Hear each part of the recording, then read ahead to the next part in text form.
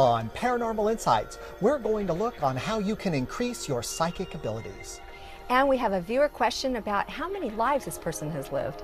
And a quick talk with Doc Marquis, Illuminati and 7th generation witch.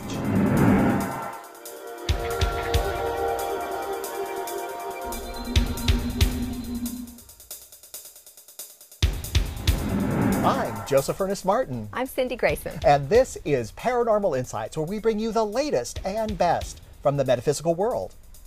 Here we give you real tools and insights to your questions as we bring you answers from beyond the ordinary. Cindy is a certified hypnotherapist with a specialty in past life regression. She works with spirit guides and other white light entities as a medical intuitive. Joseph is an award-winning psychic of over 25 years, and he's the author of the international bestseller, The Quest to Row. Joseph is also the recipient of the Visionary Award of Excellence.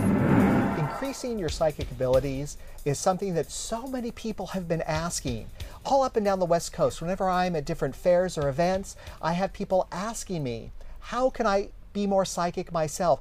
And you know, it's actually easier than people think. Oh, way easier. In fact, people are getting bombarded with information all the time, but the thing is that they don't pay attention, or they think it's all them, and that's why they've got to remove their ego. If you keep thinking, oh, that's me, oh, that's my thought, me, my, you get in your own way. Let go, and then let go of the fear and doubt of being perfect. Oh my gosh, it wasn't a full paragraph that I just got from Spirit. If you just learn to trust and listen, and then share that, write it down, and then get your validation, and you can try it again. Thanks to popular shows like Crossing Over with John Edwards, Medium with actress Patricia Arquette, and James Von Prague's show Beyond, we've all been exposed to the idea of having personal psychic ability. My teachers always said, if you're breathing, you're psychic, that's the law. And I believe they're right. Psychic ability is like playing the piano. Some people play in concert halls and some play honky-tonk. Everyone has some psychic ability. Just some people practice more than others. If you'd like to increase your own psychic ability, here are some tips. Number 1, meditate. When you clear your mind, you still your ego and intellect. This allows your psychic center to come through. You may find that your guides for the first time have a moment to try to communicate with you without your own mind filling up every second with one of your own thoughts. Number 2, resolve the issues between yourself and others. I know how this may sound, but when you are at peace with yourself, you become a better channel for subtle psychic energies. This concept has also been popular in AA circles for the same reason, that it brings inner peace. This, by its very nature, includes forgiveness. Number 3, start keeping a dream journal. Our guides will talk to us in our dreams. This is a great place to start becoming aware of the information and influences from the other plane. Even if you think that it is just your subconscious, it's still a great place to start. Number 4, start talking to your guides. Whether you call your guides God, Jesus, Buddha, an angel, or a loved one who's crossed over, start talking to them. It's harder than you think for a guide or angel to talk to us. Our earth plane is very dense and very heavy and difficult to get messages through. This is mostly because we've forgotten how to listen. This brings us to number 5. Listen. You can gain a lot of knowledge by seeing how the universe talks. You may get a message from a bird or an animal that has come your way. You may see the message in the sky, or the message may come through another person and in unexpected ways as well. Not all messages are of cosmic importance. Some may be simple. You may need to find that parking space or find where you set your keys. I've had my guides bring me to a place so I could buy a pair of cowboy boots. Number 6, set a boundary. You wouldn't leave your house door open on the freeway, open for just anyone off the street to just come in and make themselves at home. With your own psychic abilities, it's the same. Discordant spirits may seem fun or dramatic for a time, but they always lead to trouble. This boundary has worked for me for over 25 years, and feel free to use this yourself or modify it to fit you exactly. I really love this. Before I attempt to open up psychically, I say this: I only allow those guides of Christ consciousness or higher to talk to me. This keeps the riffraff out and lets the good, honest spirits come in with clarity. Number 7, practice daily. If you want to play the piano, you would practice every day. You don't have to make it a chore.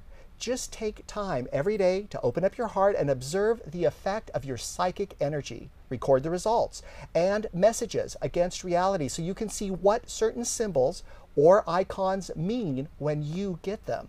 Different things can mean different things to each person. So personalize your experience by keeping track of the reality that you are in. And of course, have fun. This life is meant to be a joy, and your awakening to your own psychic abilities will help bring in happiness, joy, and peace. And who doesn't want that? You know, when I was taking my master psychic classes, one of the very first things my teacher wanted us to do is determine what our junk was, what our past life junk was, what our this life junk was, because my instructor would always say, you want to be able to determine the difference between your stuff and the person you're trying to help's stuff. And what'll happen a lot, at least I found, is there'll be something called matching pictures. And that's when you have certain issues as a psychic going on in your life, and then all of a sudden, so many people that come to see you have this same picture like you. You know, many people ask me how they can become psychic, and my answer always shocks them with, you already are. You're just not aware of the subtle messages you receive daily. Everyone I know has had many moments where they emphatically said, I knew it, I knew it. Okay, and the old adage, if in doubt, don't, completely true with respect to psychic perceptions. Even the military trains its troops to listen to their inner voice or their gut reactions. So how does it work? Well, first of all, we are all a spark or sparkle of the divine, and with that comes gifts and abilities. There are vibrations all around us. Finding those vibrations is very similar to finding a radio station. The primary roadblock for everybody is their ego. Not only is ego pride, but fear and doubt are also ego. Think about that. If you ignore the fear and doubt, you'll discover that all those random thoughts, images, and feelings aren't yours. Another key component is don't try, allow. When you combine allowing with letting go of fear and doubt, magical things begin to happen. In the beginning, it's easier if you practice in a calm, peaceful area, and it's also helpful to take a few slow, deep cleansing breaths. Here's an exercise. With a regular deck of cards, draw one at a time face down. Using your fingers or even your gut feeling, feel the energy of the card. Does it feel red or black? Perhaps you see flashes of red or black in your mind.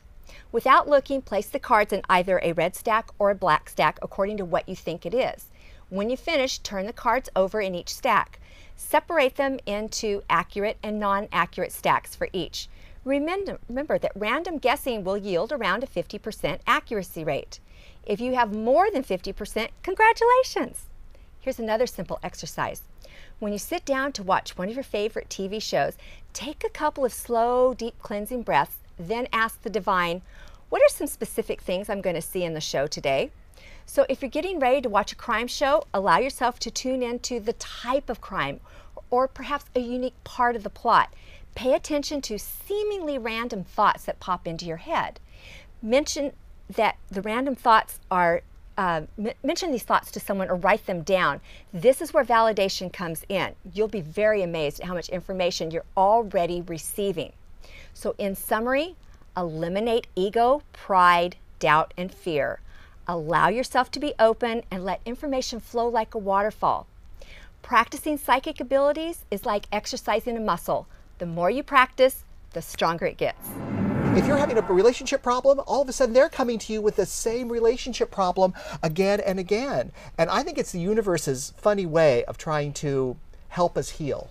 It is, and I find the opposite is true. I end up with a bunch of clients, one after another, like 5 in a row, and they all have the same issue, and I realize, you know what, Cindy? You need to look within. You probably have the same issue. And it's really interesting. Now, have you determined which is your voice and which is voice from spirit? Well, that's another really great question, because a lot of times we'll hear a voice in our head, And that voice we'll think is just our voice. But honestly, I found that over time, you can easily distinguish the difference between your voice, inner voice, and your guide's voice. And one of the easiest ways to do that, at least I think, is your guide message or your guide voice is going to have an element of surprise in it. And that's one way to know it's actually not you that's doing the talking, that this element of surprise is actually your guides trying to talk to you. That's right. And it took me a while to realize that when it was my question, my thinking, it was from my frontal lobe.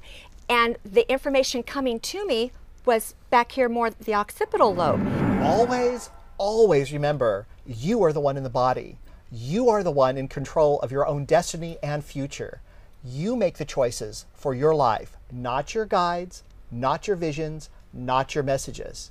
It's you that creates your own reality, be it great or small, good or bad. It's all you. Psychic ability and guides are only meant to help you with your life, not tell you what to do. If they tell you to do something that you don't want to do, then don't do it, no excuses. If you are letting your guides make all your decisions for you, then you're doing it wrong. The old expression, the devil made me do it, may not be too far from the truth in some instances. No psychic ability is meant to rule your life. You are meant to use your abilities to create a wonderful life for you and those you love. And if you can, use your abilities to help bring love back into the world with harm to none. Blessed be. What's interesting is when I ask questions, the answer ends at the same time I quit asking the question. It's like they know the question and I get the answer at the same time I finish. So that takes skill to learn how to distinguish between those, but that works for me and it works for some psychics that I know. Oh, absolutely. And you know, they will answer questions, our guides will answer questions many times that we would seem as trivial. Here's another exercise I share with friends, usually when they're buying something, and it doesn't matter what you're buying. Simply spread the items out in front of you, usually on a counter, then silently ask the divine for guidance like, which one should I purchase, or which one is mine? Then look away from the objects and allow your dominant hand to function as like a detector. And using your hand like a detector scanner, go back and forth over the items, just hovering. Most people will feel either a subtle vibration or a temperature change over one of the items. Need more convincing? Have somebody mix up the items and repeat without looking. And most of the times, the item that you clearly caught the first time is going to catch your attention again. However, sometimes more than one item will stand out or none will stand out. I've walked away from a counter when none of the items spoke to me. The process for gaining confidence with your psychic abilities is experience, validation, experience, validation.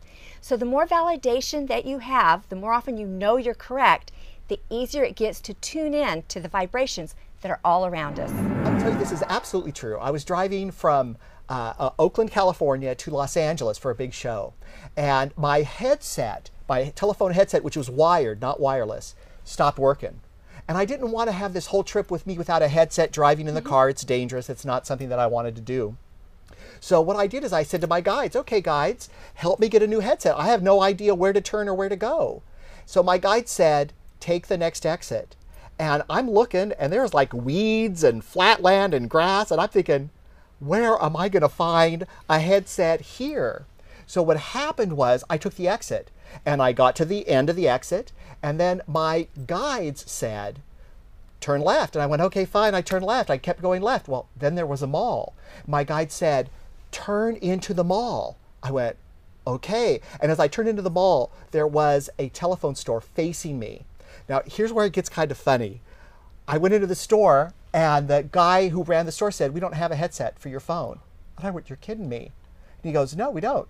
And I said, okay. He goes, well, just a second. Let me check my desk drawer. I think I might have one. He opens up his desk drawer. There's a headset for my phone. I say, how much do I owe you? He says, no charge. Here, just have it. This is the last one. And I swear to God, when I got in my car to drive the rest of the way to LA, I said to my guides, I so am not going to doubt you. I promise I am going to listen more. Really important questions, they're not answering me at all. And it's true, your guides may not want to answer you, even with important questions. Sometimes they really want you to make the decision. They don't want to give you input. They want you to be the one that directs this part of your life. Even though you're seeking guidance so desperately, they still may be wanting you to have your passion for your decisions in your own life.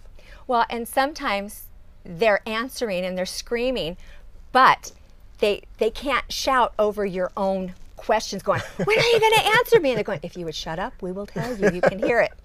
Well, that's why meditation is such a great thing. Yeah. Still the mind, still the ego self, still the intellect. That's right. And trust when you get information, trust that that is what you need. And now we're going to visit with Doc Marquis, who's a 7th generation witch and was raised in the Illuminati.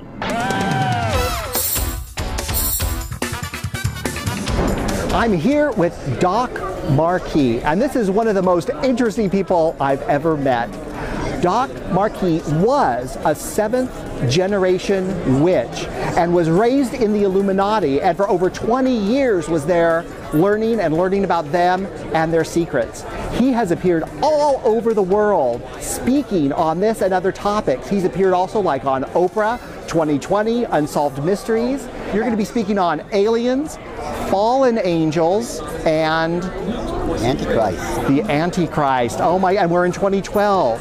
Can you tell us a little bit about that? Well, recently, Joseph, there's been an unusual surge of UFO activities. People Yes. have been seeing UFOs or supposed flying saucers all over the world. But it seems to be concentrated right now in Mexico.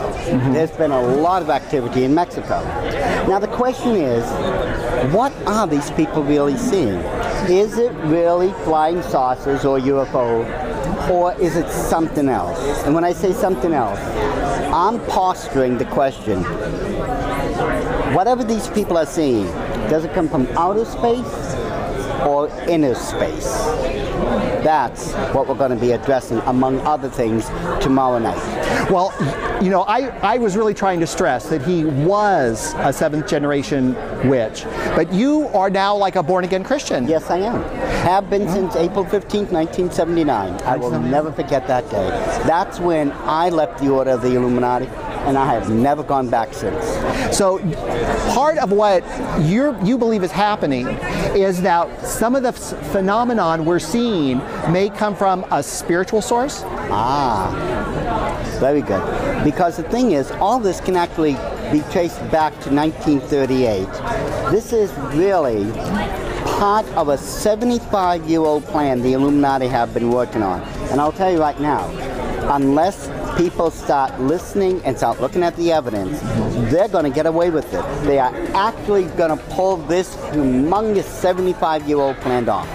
Well, of course, you know, you just teased us terribly. What is this 75-year plan that they've been working on, or at least part of it? Well, you're going to find out tomorrow. We're going to find out tomorrow. Tomorrow, when you see this, and this is the first time I will be presenting this to a live audience, you're going to find out just a little bit of what's going on. As you stated, I just finished doing DVDs 9 and 10 in this series, Aliens, Fallen Angels, or Antichrist. Now that is 7 hours long in totality. Whoa! Well, it took me more than 1,000 hours to put it together. There's more than 750 photos, diagrams, charts, illustrations. I had to go all the way back to the days of Nazi Germany, where the Illuminati put one of their puppets in, Adolf Hitler, and bring it up to present day to show exactly what this 75-year plan encompasses.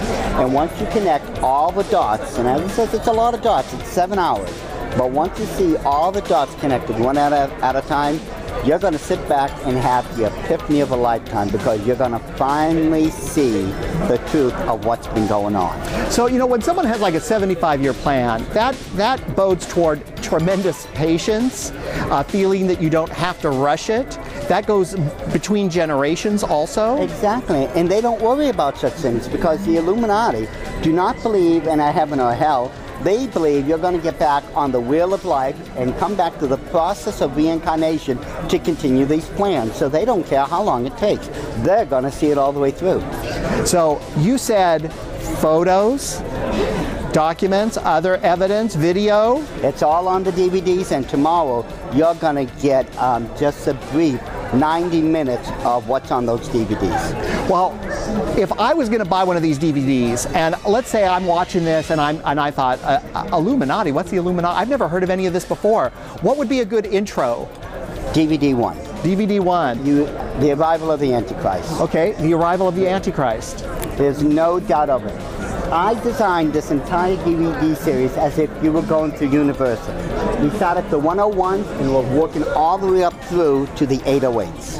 Well, that is fantastic. You know, I've got to tell you, if you get a chance to see Doc Marquis, you're in for a real treat, because this guy is so thorough, his information is so solid, and he's just a delight to hear. Now, how can people contact you in order to find this resource and find you? Well, it's very easy. You can find me on Facebook, or you can go to Amazon.com, where I have a bookstore now. You can also write me at it's Doc Marquis 777 at yahoo.com, which is my email, or go to my website. We have a new website. It's a project in the making, but it's it's a God Thing Productions 777.com. Well, fantastic. And on Facebook, they search just for your name, Doc Marquis? Just look up Doc Marquis. Okay, Doc Marquis, we got it. This is great. You're going to find this information, of course, in this segment and in the credits at the end of this show. And Doc, I got to tell you, it's been a pleasure to spend some time with you and to see you again. Thank you so much. And we have a viewer question who wants to know how many lives she's lived. And I'm very curious to see how old my soul is today. Jamie, thank you for asking a great question. I've asked my guides to come in. I've asked your guides to come in. I've already mixed up the cards. And we're going to see what they want to tell you about how old your soul age is, or how old your soul is. I want to let you know right away, you are an old soul. You are someone who has had many lifetimes. You've been around a lot. So you are not a young soul. You're not an infant soul. You're not a baby soul. You've been around the spiritual block many, many times. Your guides tell me that you've actually, of course, you've been alive on this planet in more than one lifetime.